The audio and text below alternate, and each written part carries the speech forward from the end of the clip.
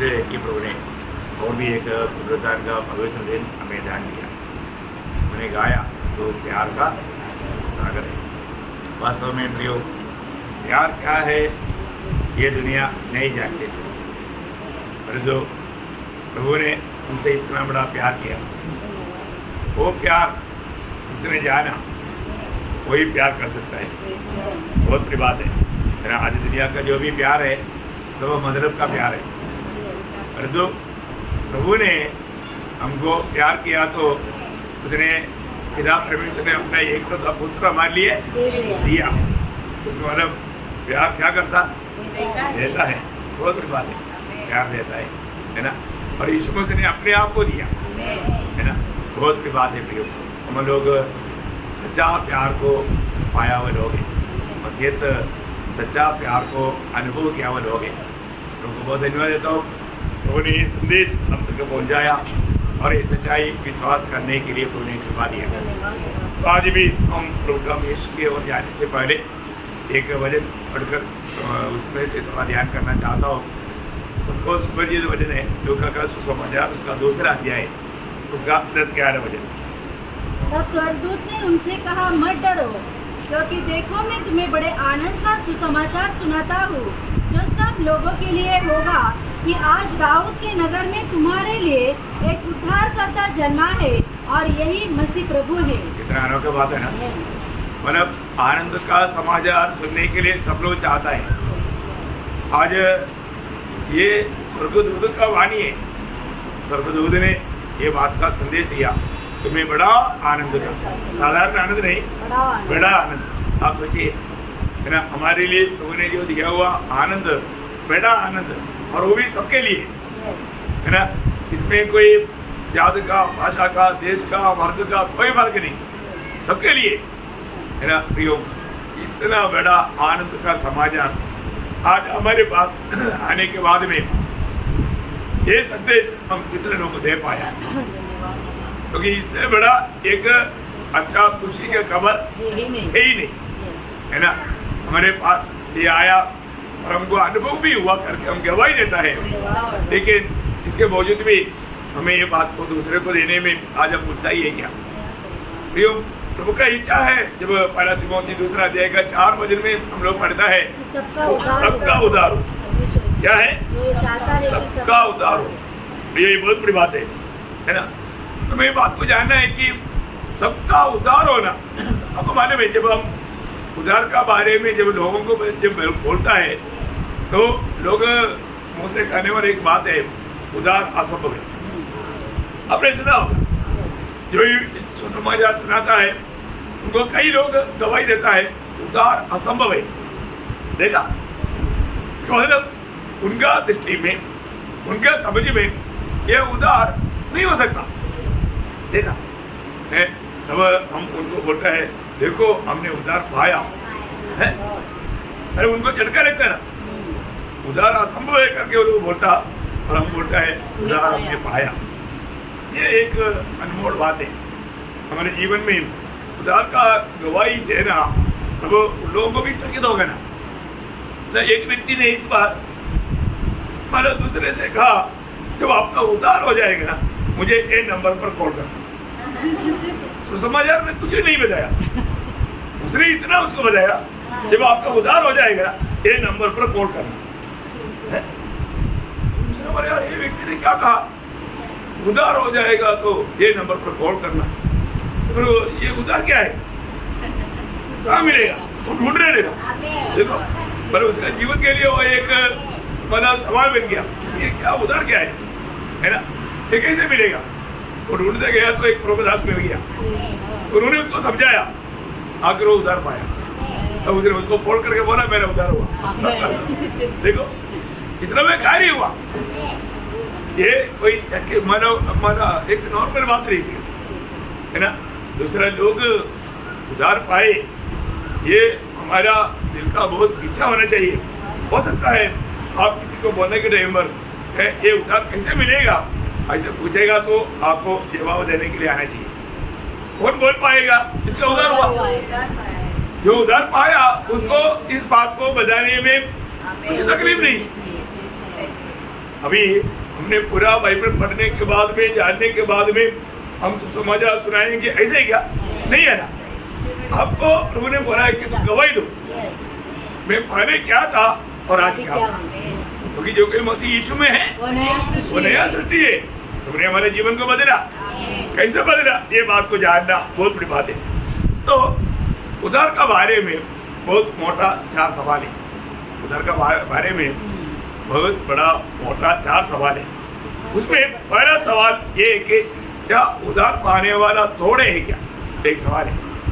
उधार पाने वाला है ना, आप पढ़ेंगे लूका का सुसमाचार उसका 13 अध्याय का 23 वचन। तो किसी ने उससे पूछा, हाँ हे प्रभु, क्या उद्धार पाने वाले थोड़े हैं? हाँ, एक बड़ा सवाल है ना। संभव आपको जानना है तो मतलब बात के आगे उसको 26 से 30 तक पढ़ना पड़ेगा, जाने दो। लेकिन मैं एक बात आपको बताना चाहता हूँ। अपने ये व्यक्ति ने उनको पूछ रहा है, प्रभु उधार पाने वाला थोड़े है क्या? है? देखिए, आप कभी ये मत पूछो कितना लोग उधार पाएगा, आपका उधार हुआ है कि नहीं, आप ये जानो। है? आप कितने लोगों को उधार पाएंगे सोच करके आप अपने उधार से वंचित नहीं रहना पड़ेगा। आप अपनी बारे में सोचो, मेरा उधार हुआ है कि नहीं? मेरे प्रभु को जानने के बाद में, प्रभु को सुनने के बाद में मेरा उधार हुआ है कि नहीं, ये बात को हमें निर्णय करना चाहिए। आज बहुत लोगों को वास्तव में उनको ये नहीं मालूम कि मेरा उधार हुआ है, हमको जानना चाहिए। इसलिए मतलब अपने आप को, आपको मालूम है उधार पाने के बाद में हमारा मार्ग बदल गया। उधार पाया हुआ एक व्यक्ति पहले जो चलता था वो मार्ग में अभी नहीं चलता, उनका रूट बदल गया। दुनिया के लोगों का मार्ग में उधार पाए हुए लोगों में बहुत अंतर है। वो अंतर समझाने के लिए प्रभु ने एक सुंदर बात बताया। जब मत्ती 7 अध्याय का 13-14 वचन, उधार पाए हुए लोग कौन सा मार्ग में जाता, जो उधार नहीं पाया हुआ लोग कौन सा मार्ग में जाता। ये मार्ग में हमारा देखते हुए हम जान सकता है कि ये व्यक्ति अभी उधार पाया है कि नहीं करके हम लोगों को मालूम पड़ेगा। आप पढ़िए। सकेत फाटक से प्रवेश करो, हाँ, क्योंकि चौड़ा है वो फाटक, हाँ, और सरल है वो मार्ग, हाँ, जो विनाश को पहुंचाता है। हाँ, मतलब बिना इधर एक मार्ग है विनाश की ओर जाता है, नाश की मार्ग क्या है? चौड़ा मार्ग है, चौड़ा द्वार है, जाने वालों की संख्या भी बहुत है। मतलब हम बहुत संख्या दे करके जाएगा तो धोखा खाएगा, उसमें सच्चाई नहीं रहेगा। देखिए, बहुत अद्भुत बात है, हमें अच्छी तरफ जानना चाहिए, पर नहीं जानेगा तो भयंकर धोखा हो जाएगा। आज मैं कौन सा मार्ग में? हाँ, अभी आगे। क्योंकि सकेत है वो फाटक, सकेत है वो पैटर्न, और कठिन है वो मार्ग, हाँ, जो जीवन को पहुंचाता है, हाँ, और थोड़े हैं जो उसे पाते हैं। हाँ, देखा, थोड़े हैं उसे पाते हैं। प्रियो, बहुत बड़ी बात है। अगर हम कहता है कि मेरा उधार हुआ तो फिर मेरा मार्ग ये दुनिया का मार्ग नहीं। आपको सबको मालूम है, मैं हमेशा याद रहने वाला 2 शब्द है, नीति वचन 14-12 और 16-25।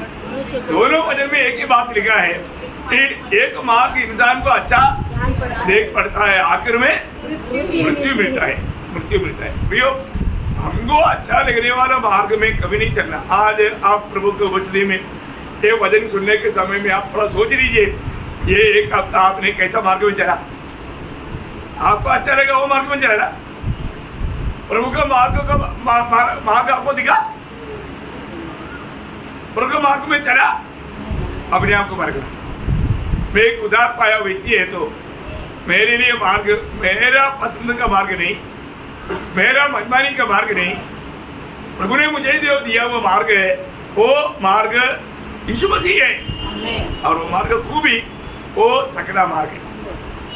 और उस मार्ग में कभी कभी एक आधा मिलता है, कभी कभी एक आधा मिलता, पर वो मार्ग में जाने के लिए लोग तैयार नहीं।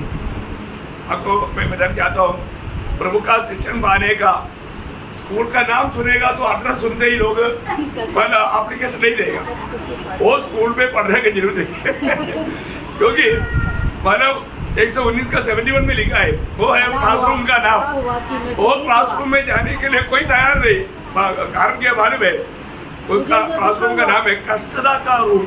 हाँ, क्या है? कष्ट की पाठशाला। कष्टदा का रूम। अब देखिए प्रियो, हमें स्वर्गीय ज्ञान पा करके प्रभु को महिमा करके जीवन बिताना है तो हमें कष्टदा का क्लासरूम में जा करके वो क्लास अटेंड करना है। पर जो लोग बोलता है हमको वो क्लासरूम में जाने का जरूरत नहीं, हमको मालूम है इसका अलावा मार्ग है, हमें ऐसा मार्ग बताने वाला बहुत मिलता है। पर जो प्रियो, बहुत धोखा की बात है।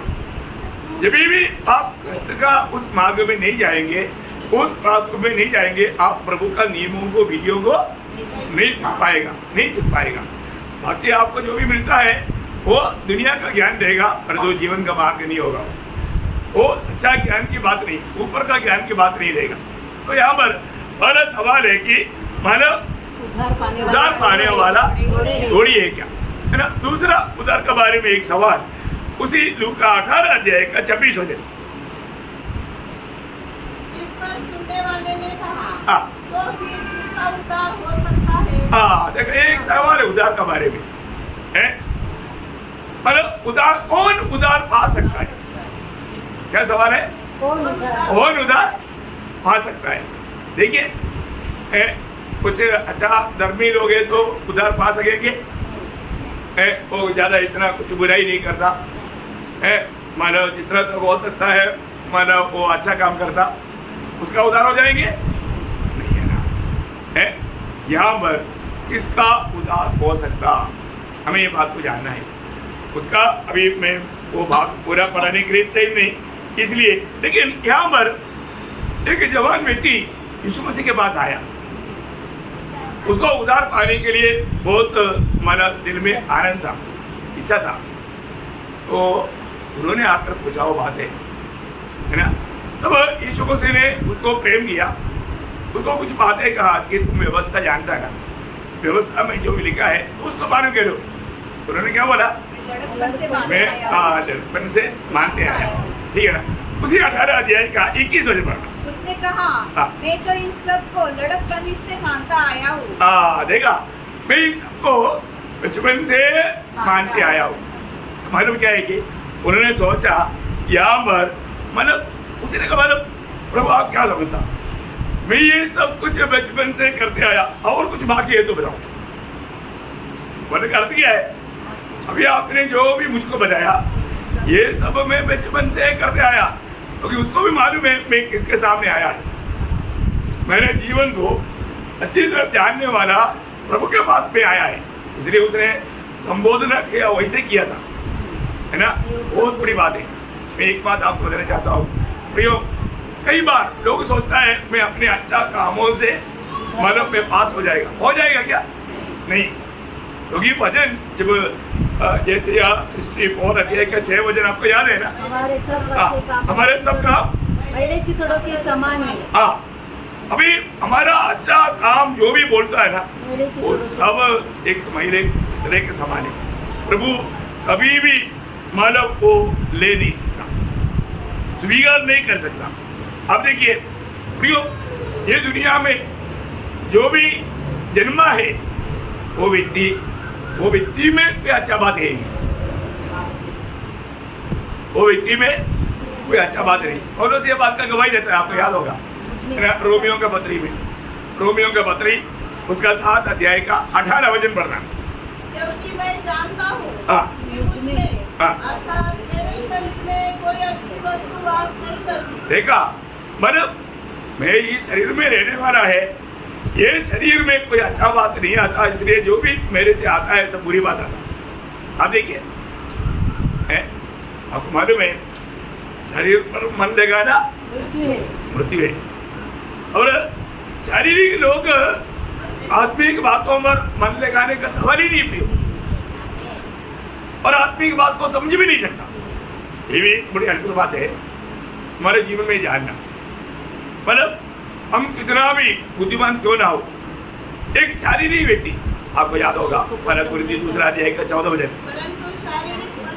शारीरिक मनुष्य बोलेगा तो मतलब दुनिया में जन्म हुआ पर जो उसका उद्धार नहीं हुआ, नया जन्म नहीं हुआ, प्रभु की आत्मा नहीं पाया। शारीरिक मनुष्य परमेश्वर के आत्मा की बातें हाँ। ग्रहण नहीं करता, हाँ। क्योंकि वे उसकी दृष्टि में मूर्खता की बातें हैं, हाँ। और न वह उन्हें जान सकता है, हाँ। क्योंकि उसकी जान आत्मिक रीति से होती है। प्रियो, हमें ये बात को जानना है कि प्रभु का वचन को ये दुनिया का बुद्धि से हम कभी नहीं समझ पाएगा। कितने लोग ऐसा बुद्धिमान लोग हम मिलता है ना। मैंने आप लोगों को बताया हुआ एक अनुभव आपको याद होगा। मैं जब जेल में वहाँ पर मतलब अपना मीटिंग चलते थे, वहाँ पर घर में विजिटिंग करते थे, तब एक बहन ने ऐसा ही सुसमाचार सुना रहा है। वो बोलता है आप लोगों को लगता है कि सिर्फ आप लोगों को ही बाइबल पढ़ना आता है? अभी मैंने बोला सिस्टर हमने तो कभी ऐसे बोला ही नहीं। आपको ऐसा लगा क्या कि मतलब हम जो बोलने का आपको बाइबल पढ़ना नहीं आता, ऐसा आपको लगा क्या? फिर हमको भी पढ़ना आता ना, हम पढ़ता ना है। वो बोलते बोलते बोला मैं एमए में फर्स्ट रैंक में पास हुआ हुई थी। उसका बोलने का अर्थ क्या था? हमको ये बताना चाहता था अभी हम नहीं पूछेगा आप कतरा तक पढ़ा क्या, ऐसा हम नहीं पूछेगा, उनको मालूम। लेकिन वो एडवांस में ही बोलता है क्योंकि उनके अंदर वो आनंद है कि मैं कौन है तुम जान लो है। मैं मैंने उनको पूछा कितना अच्छा बात है, आपको समझाना बहुत आसान ही है क्योंकि आप समझदार है। तो फिर मैंने पूछा आपने नया जन्म हुआ है क्या? वो क्या है? मैं बोला वो एमए में नहीं आता, वो बीए में आता वो।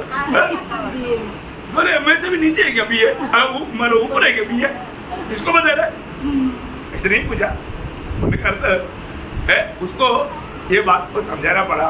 वो पूछा फिर बीए हमें मेरा बोर्ड है वही तो बात है ना अभी बोल रहा है वो नहीं जाना। देखो अपनी मैं बोला इसलिए वही बात को आपको समझाने के लिए आया है।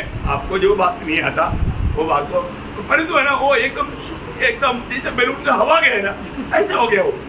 मैंने देखा फिर उसने कभी कुछ बोला नहीं, शांत बैठ के वजह सुना, लेकिन उधर नहीं पाया। बोले का अर्थ क्या है? हम लोग ये जीवन में हम लोगों को कई बार लगता है कि हम बहुत कुछ जानता है, पर तो जो जानना चाहिए उसका एक छोटा भी भाग नहीं जाना ना, वो हम कबूल नहीं करेगा, वो मानेगा नहीं। हम सब जानता है ऐसा एक कवर लेकर के उसके अंदर हम छिपना चाहता, धोखा है ना। यहाँ पर ये व्यक्ति को मानव उन्होंने अपने आप को बहुत धर्मी दिखा करके आए। प्रभु ने उनको देख करके उनसे प्रेम किया। मरकुस में ऐसे लिखा है उसका 10 अध्याय का 21 वचन में, मार्क 10 का 21। यीशु ने स्तुति करके उससे प्रेम किया और उससे कहा उसमें एक बात की गति है, जा जो कुछ तेरा है उसे बेचकर कंगालों को दे और तुम्हें स्वर्ग में धन मिलेगा। आगे और आकर मेरे पीछे हो ले। आगे इस बात से उसके चेहरे पर उदासी छा गई और वह शोक करता हुआ चला गया क्योंकि वह बहुत धनी था। देखिए अभी कई बार तो बहुत लोगों को अच्छा नहीं लगता। प्रियो एक बात मैं आपको बताऊं, प्रभु ने जो भी कहा वो मानना ही सबसे बड़ा आशीष है। सही बात है? कई बात जब प्रभु बताता है ना आपको शायद बहुत महंगा लगता होगा। अब अभी भी ये बहुत महंगी बात है, ये बहुत मुश्किल की बात है, ऐसा नहीं सोचना। अभी प्रभु ने अब्राहम को क्या बोला? अब्राहम जिससे तू प्यार करता, देखा जिससे तू प्यार करता उसको मेरे लिए मैं बताने वाला पहाड़ में ले जाके होम नहीं करे। क्या बोला है प्रभु? और कुछ भी मांगो, परंतु इतना साल 25 साल जब इंतजार करते करते आपके वायदा पढ़ते तक करके मिला वो उसको या मांग रहा, ऐसे कुछ बोला नहीं। मालूम है ये एक बड़ी बात है। जब उस 22 अध्याय का 3रा वचन पढ़ेगा तो आप देखिए, देखा ये प्रभु का आलोचना आने के बाद में अब्राहम सुबेरे अर्ली मॉर्निंग, आप देखो सुबेरे प्रभु का बात मानने के लिए क्या उत्साह है प्रियो, आप सोचो है ना। आज आराधना का दिन, रोज आराधना का दिन है ऐसा हमारे लिए सिर्फ आज का दिन नहीं, लेकिन फिर भी आज हम प्रभु में को भी आचरण करने के लिए जब निकलना है तो कितने लोगों ने सुबह तड़के उठकर उड़ा। इस बात का सच में आनंद था, प्रभु का बात मानने के लिए। देखो स्वर्ग हमारे हर एक कामों को तोड़ता है। अभी अब्राहम बात माना, मानने से क्या हुआ आपको मालूम है?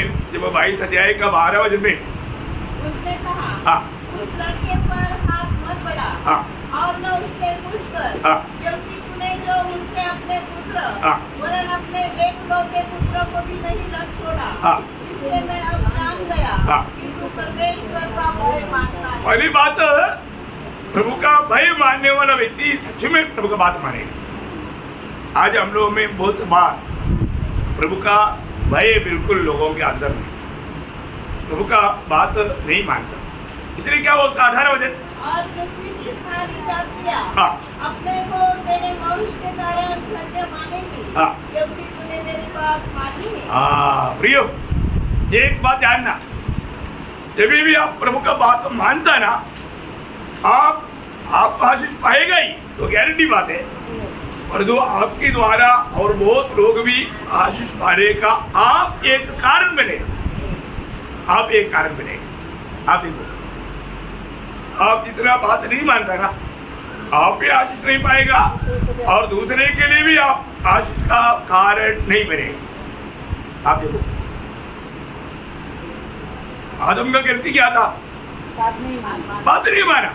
पहला गलती वहां पर आप देखो, जब रोमियो 5:19 आपको याद है, एक मनुष्य की आज्ञा न एक मनुष्य की आज्ञा न मानने से देखा, मतलब वो एक आदमी का आज्ञा भंग बहुतों के लिए या सारा आदम या पीढ़ी के लिए श्राप लाया, श्राप लाया।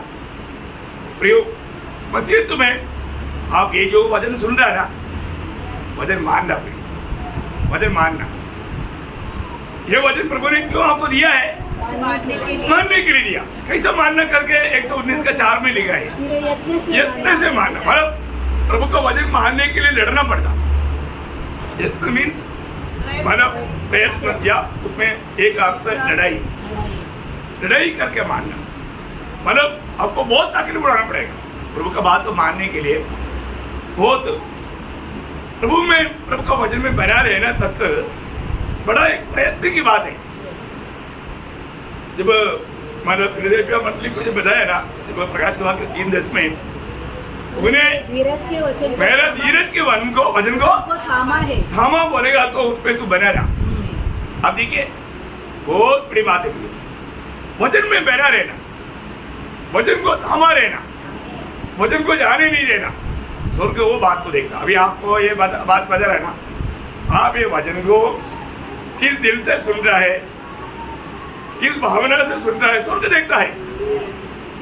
अरे तो ये वचन इतना अच्छा नहीं, ये वचन मैं नहीं मानू। बाकी कुछ बात मैं मानू, लेकिन ये बात मैं कुछ वचन कई लोगों को दुखी बनाता। वचन में दुखी बनना चाहिए नहीं है ना। अभी अब्राहम वास्तव में दुखी होना चाहिए था, दुखी हुआ नहीं, वचन माना। कैसे माना? अति उत्साह से। एक पुत्र को मांगा, अभी भी उसने बड़े उत्साह से अर्ली मॉर्निंग, साधारण उठने से भी पहले उड़ा गया बात मानने के लिए। बात मानने वाला तुरंत मेहमान को बोला, मेहमान पूछा है, मैंने सोचा नहीं, ऐसे सोच करके नहीं बैठना। प्रभु को उसी में आ गया तो क्या निर्णय होना चाहिए? प्रभु आज जो मेरी ओर आएगा वो सारा वचन को मैं मानूंगा।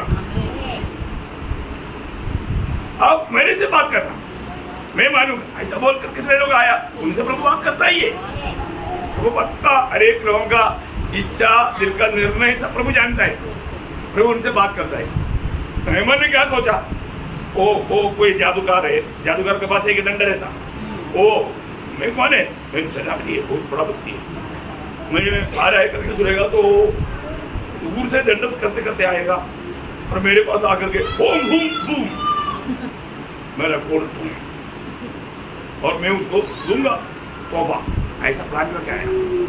पर तो इधर नजदीक आने से पहले दूसरा एक संदेश आया, ड्राइवर इधर तक बताओ, कष्ट मत करो, सीधा योरदान नदी पास में है, उधर जा करके ना हाथ पार डुबकी लो।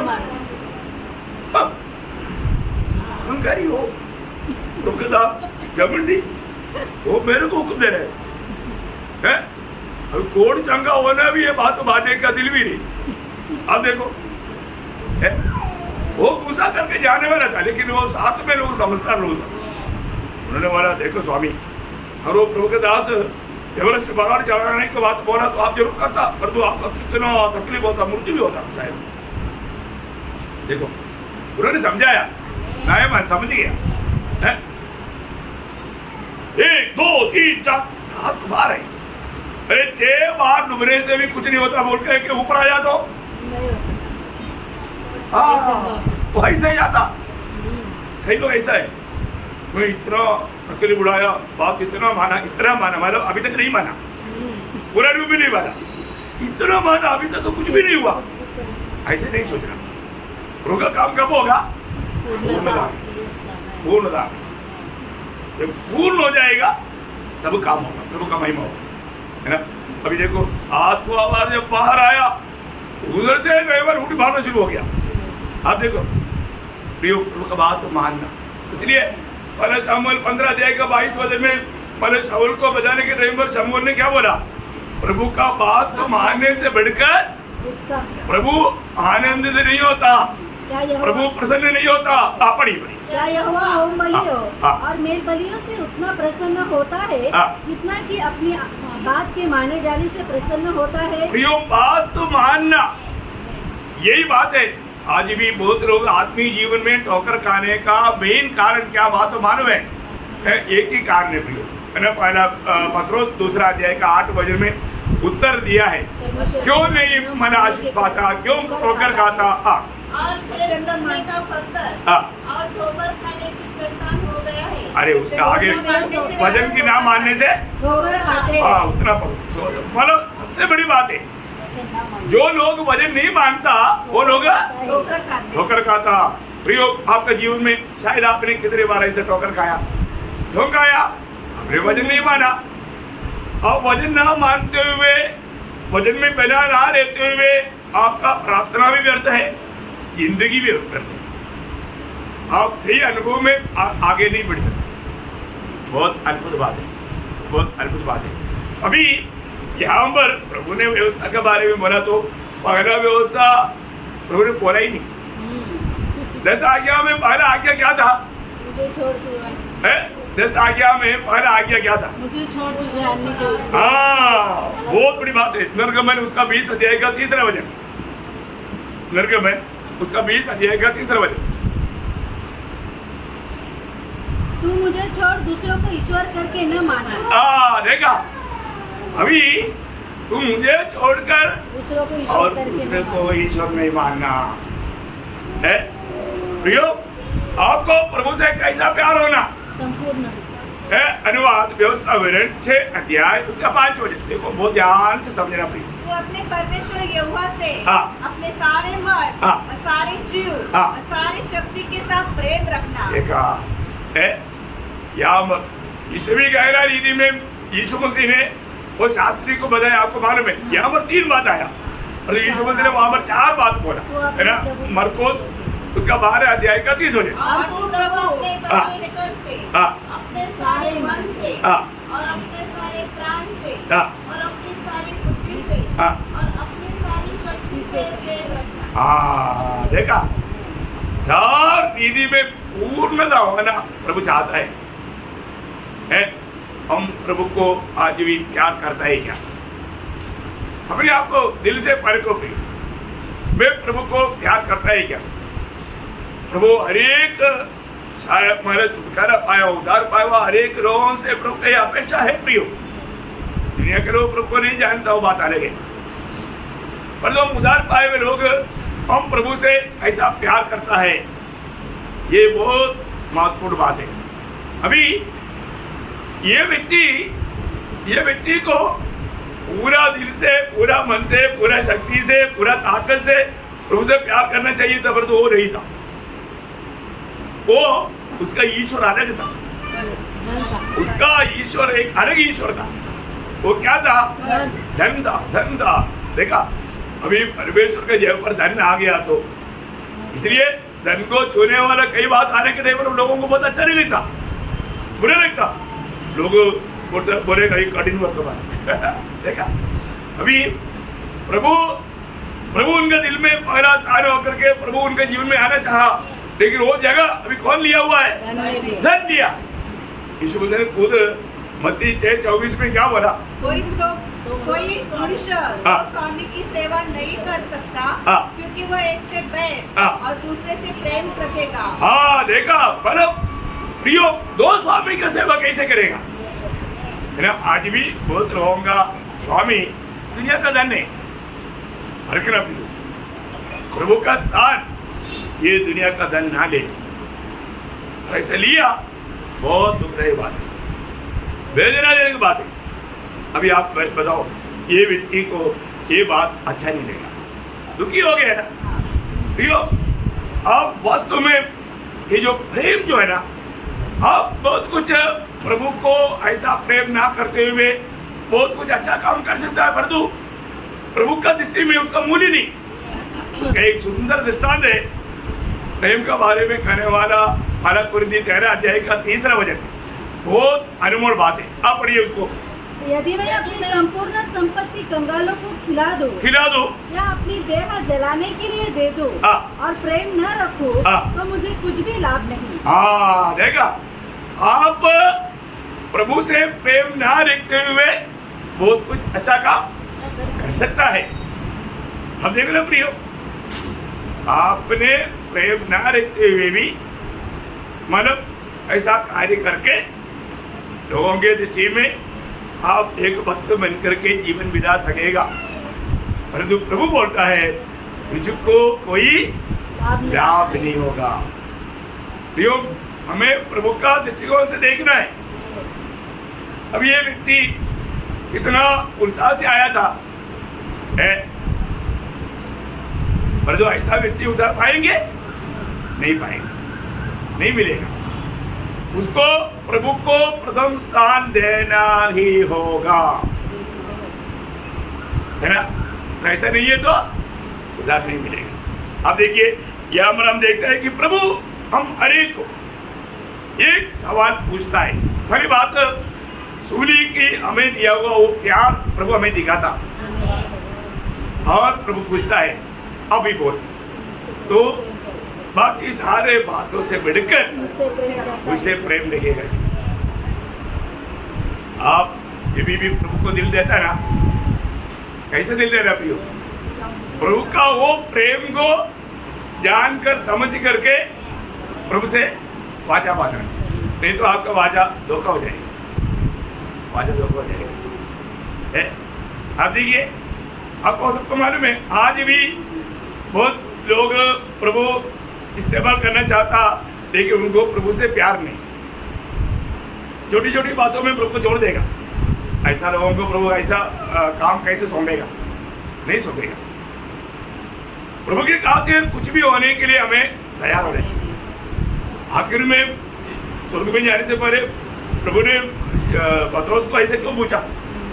उसको बहुत बड़ा जिम्मेवारी देना था, क्लियर करना था, है ना। जब यूहन्ना 21 अध्याय का 15 से 17 तक के वचनों में हम देखते हैं, और जो उसका 15 वचन काफी है। भोजन करने के बाद यीशु ने शिमोन पतरस से कहा, हे शिमोन यूहन्ना के पुत्र, क्या तू इन सबसे बढ़कर मुझसे प्रेम करता है? हाँ, देखा, ये बहुत बड़ी बात है प्रिय। आज भी ये सवाल प्रभु यीशु मसीह आपके पास खड़ा होकर के आपको पूछ रहा है, मेरे बेटे, तो इन सारे लोगों से बढ़कर मुझे प्यार करता है क्या? आप क्या बोलेंगे? आप बोलेंगे हाँ प्रभु, मैं इधर बैठा हुआ सबसे बढ़ करके मैं आपको प्यार करता हूं करके आप बोल पाएंगे? है? बोल पाएगा? आपका दिल क्या गवाही देता? आपका दिल में गवाही जरूर देता है। नहीं, मैं ऐसे नहीं बोल पाएगा क्योंकि मेरे को प्रभु से इतना प्यार नहीं। ऐसा आपका दिल गवाही देगा तो आप ऐसा नहीं बोल पाएगा। आप मेरे को भी हो।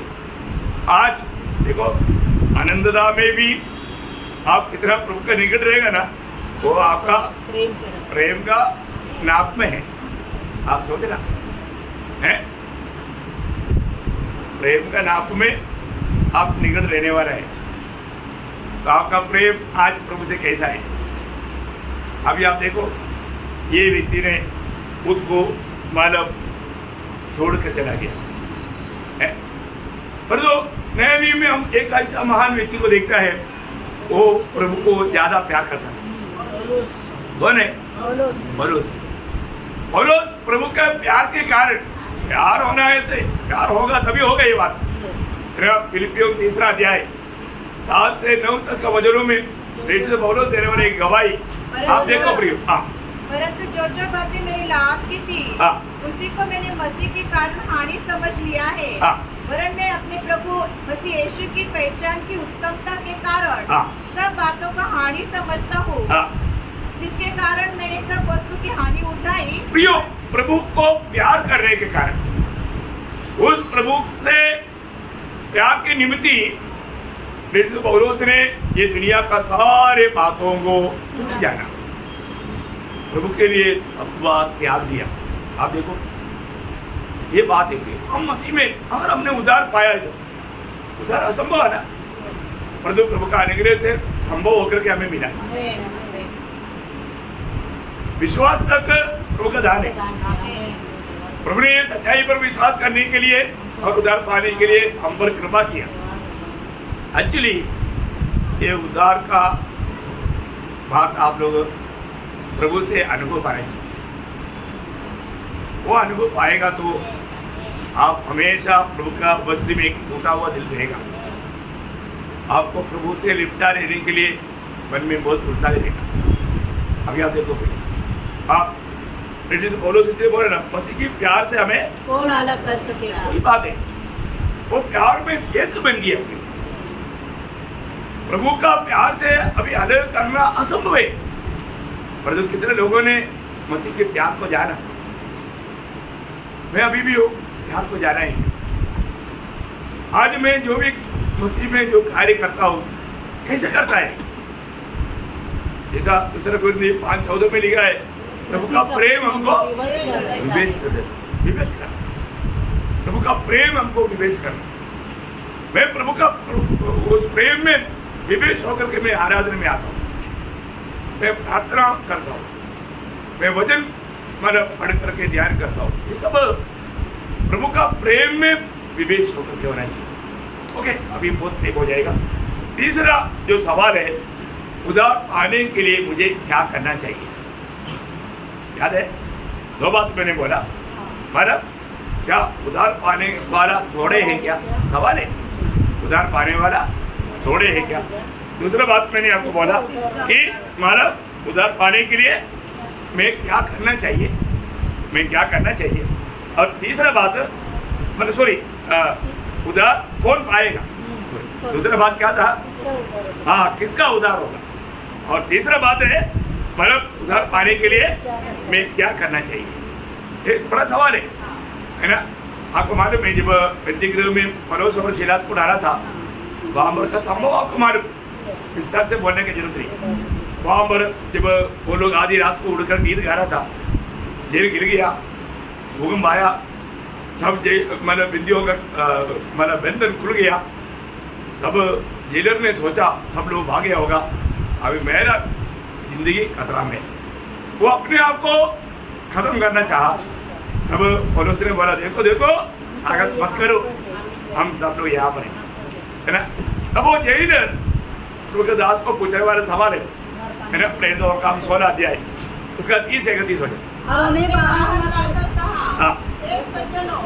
उद्धार पाने के लिए मैं क्या करूं?